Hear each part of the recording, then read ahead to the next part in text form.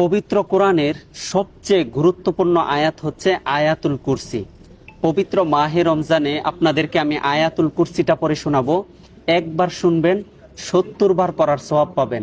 আর ভিডিওটা শেয়ার করে দিলে কোটি কোটি মানুষ শুনবে, আপনিও কিন্তু সওয়াব পাবেন ইনশাআল্লাহ। আউযু বিল্লাহি মিনাশ শাইতানির রাজীম। বিসমিল্লাহির রহমানির রহিম।